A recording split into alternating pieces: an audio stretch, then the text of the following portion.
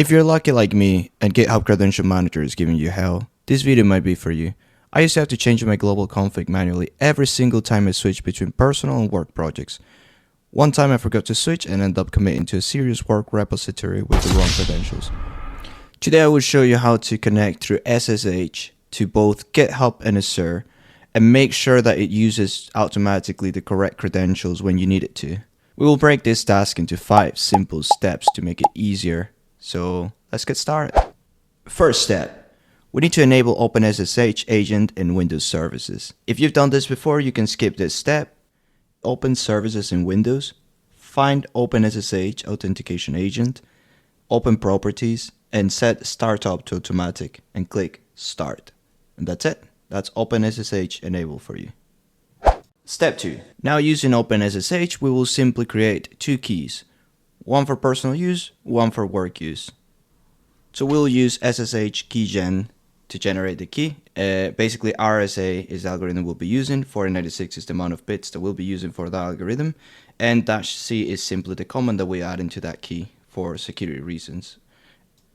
It then will ask me to give it back an address. And I'm just going to use literally this address I'm showing you here, which is C users, my username, and then .ssh personal key. Type a secure password. And now we simply repeat the same procedure with the work key, and we save it in the work key directory instead. Step 3. Now we tell Windows which key belongs to which website. Create a file name called config with no extension inside, just config, and put it inside your .ssh folder and the same address that I gave you before. And this file is going to contain the following content, okay? And this content, we're just simply going to describe what each host is. Host, as you can see, I use 2 different names. One is pers, the other one is work. And the host name that we're using in this case is one for GitHub, one for Azure. And I can assure you this is going to work. And lastly, we just use IdentityFile to identify the keys. And that's it. Okay, next step. We're nearly there.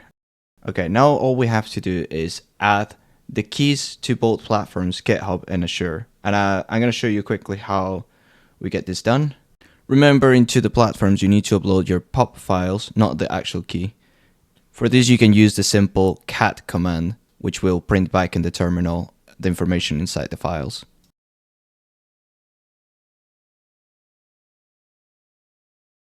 And now that that's done, we're gonna do SSH add to add these keys. Just follow this simple command to the address where you store your key. And then we're just gonna test the connection using SSH-TV and the name of the host. Remember that we specified those hosts earlier? Well, we're gonna test it now one by one. We're expecting to see a lot of information that we don't really need, but we're just looking for the authenticated part, okay? Once we see the authenticated success message, we're good to go. Now we're ready to the last step, which is automation. We're just simply gonna configure our gitconfig file, which automatically is created when you install Git. And basically we're just gonna change it to use 2 subfiles that will vary depending if you're on a personal project or if you're on a work project. We're first gonna add a core command SSH, as you can see on the screen. This is going to make sure that gitconfig always uses SSH. We're going to use include if git there, which basically specifies to include something if we are on a specific directory. As you can see there, I chose where I store my projects. And the path is going to be to our subfile that we will create just now. We'll do the same for both work and personal projects, or if you have even more credentials, you can create as many as you need. In the same folder, we're gonna create config personal and config work, and we're just gonna open that on. And this is the simple part here. We're just gonna use the user tag to tell it our name and our email. Same as work, and both profiles should work now. Well guys, and that's the end of the video. Thank you so much for watching.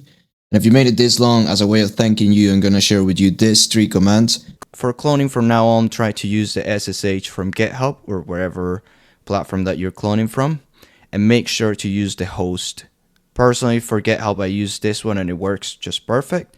For Azure, I just simply use the host, semicolon, and then the address given by Azure. For updating repos that you already have, you might want to use git remote set URL origin and then the same address. And if you want to troubleshoot your Git because it's just not working as expected, you can run this into your repository folder and it should give you an organized layout of everything that Git is handling. Now please like, comment, and subscribe if you found this video helpful.